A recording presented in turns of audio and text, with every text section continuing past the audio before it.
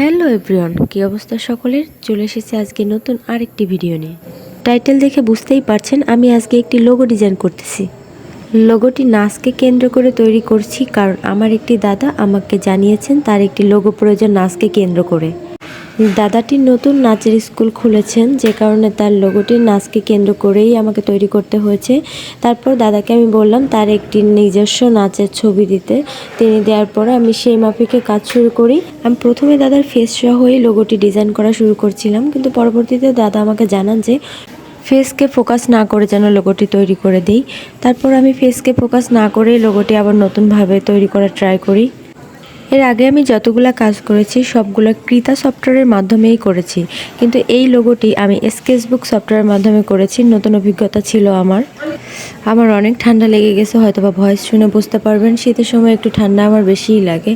দাদার এই নাচের একাডেমিটার নাম মৃদঙ্গ নৃত্যালয়। আমি প্রথমে ভেবেছিলাম শুধু নাম দিয়েই লোগোটি করব কিনা, কিন্তু দাদার সাথে কথা বলে আমি এটা ঠিক করি যে না, কোনো একটি ফিগার দিয়ে তারপরই লোগোটা ডিজাইন করব।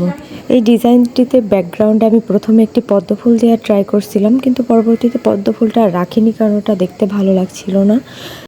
এরপর আমি সেই কথা মাফিক চোখ মুখটাকে রিমুভ করে দিচ্ছি এবং কিছু শেডের ব্যবহার করছি যাতে ফেসটাকে একটু 3D লাগে।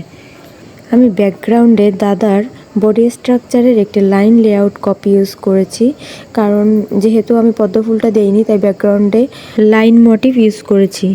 লাইন মোটিভটি আমি জলছাপ হিসাবে দিয়েছি, কারণ যদি আমি জলছাপের চেয়ে একটু ডার্ক বা একটু কালারফুল করতাম তাহলে মেইন যে সাবজেক্ট সেটাই বোঝা যাইতো না। আমি যেহেতু হলে থাকি তাই আমার ভয়েস দিতে একটু কষ্টই হয়, কারণ সবসময় একটু শান্ত বা একটু ফাঁকা জায়গা পাওয়াটা একটু কঠিন হয়ে যায়। লোগো ডিজাইন একটু সিম্পলের মধ্যে করাই ভালো, বেশি গর্জিয়াস লোগো আসলে খুব বেশি আমার পছন্দ হয় না।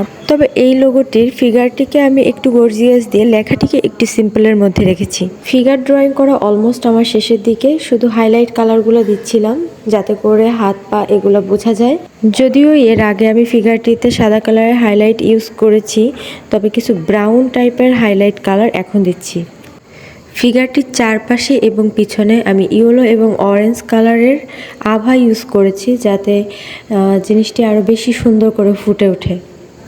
ফিগারের পিছনে আমি যে জলছাপ টাইপের মোটিভটি ইউজ করেছি ওটা প্রথমে আমি একটু বড় করে দিলেও পরবর্তীতে মনে হয়েছে এটিকে আরেকটু ছোট করে দেওয়া উচিত এবং আমি তারপর এটিকে আরেকটু ছোট করে দিয়েছি। প্রথমেই আমি ভেবে রেখেছিলাম যে লোগোটি আমি একটি সার্কেলের মধ্যেই করব। যেহেতু আমার ফিগারটি কমপ্লিট হয়ে গেছে তাই আমি পরবর্তীতে একটি সার্কেলের মধ্যে ফিগারটিকে বসিয়ে দিই। আরেকটি বিষয় আমি স্কেচবুকের মাধ্যমে কাজ শুরু করলেও মৃদঙ্গ নৃত্যালয় যে লেখাটা তার অর্ডগুলো আমি কৃতা সফটওয়্যারের মাধ্যমেই কিন্তু দিয়েছি। ফাইনালি আমার লোগোটি কমপ্লিট হয়ে গেছে। কেমন হয়েছে জানাবেন। সকলে সুস্থ থাকবেন, ভালো থাকবেন। ধন্যবাদ।